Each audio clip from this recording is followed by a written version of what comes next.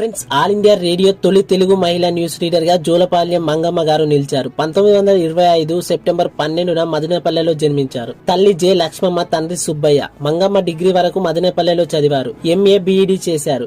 Delhi university నుంచి doctorate అందుకున్నారు.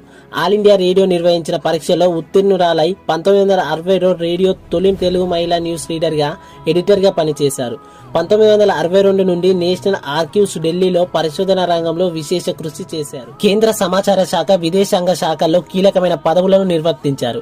అనంతరం 35 ఏళ్ల పాటు ప్రయోగాత్మక విద్యా కేంద్రం, టీచర్ ట్రైనింగ్ కేంద్రాల్లో ఉపాధ్యాయురాలుగా పనిచేశారు. ఈమెకు తెలుగు, ఇంగ్లీష్, ఫ్రెంచ్, ఎస్పెరాంటో, తమిళం, హిందీ భాషల్లో ప్రావీణ్యంతో పాటు బోధన రంగంలో విశేష అనుభవం ఉంది. మంగమ్మ సరోజిని నాయుడుకు స్నేహితురాలు. ఈమె ఆంగ్లం, తెలుగు భాషల్లో 300కు పైగా వ్యాసాలు రాశారు.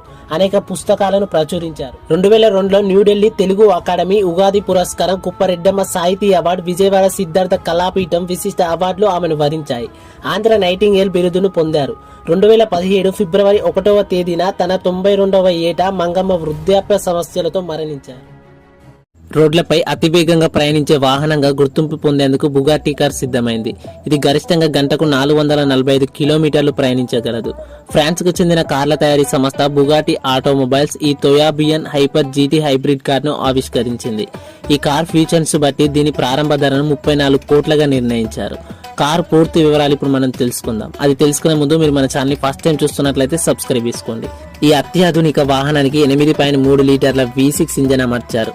ఇది 1000 HP శక్తిని అందిస్తుంది. ఈ క్వాడ్ టర్బో W16 విద్యుత్ మోటార్ తో పనిచేస్తుంది. దీనివల్ల అదనంగా 800 HP లభిస్తుంది. ఈ కార్ కు 25 kWh బ్యాటరీ అమర్చారు. కార్ బరువు 1995 కిలోలు. ఈ మోడల్లో 250 కార్లను మాత్రమే తయారు చేసినట్లు కంపెనీ చెప్పింది. ఫ్రెండ్స్, రోజుకు ఒకసారి నవ్వాలి అంటూ జపాన్ లో ఇన్నోవేటివ్ గా ఒక చట్టం చేశారు. ఫిజికల్ గా, మెంటల్ గా ఆరోగ్యంగా ఉండటానికి యమగట ప్రిఫెక్చర్ అనే స్థానిక గవర్నమెంట్ ఈ నిర్ణయం తీసుకుంది. ప్రతి నెల 8వ తేదీని దీనికి కేటాయించింది. ఇటీవల యమగట యూనివర్సిటీ ఫ్యాకల్టీ ఆఫ్ మెడిసిన్ చేసిన సర్వేలో నవ్వటం వల్ల కొన్ని వ్యాధుల నుంచి మరణం ముప్పు తగ్గినట్లు తేలింది. ఫ్రెండ్స్, మరి మీరైతే రోజుకు ఎన్నిసార్లు నవ్వుతారో కామెంట్ చేయండి. లైక్ చేయండి, షేర్ చేయండి. ఇలాంటి వీడియోస్ మిస్ కాకుండా ఉండడానికి మన ఛానల్ని సబ్స్క్రైబ్ చేసుకోండి. Thanks for watching.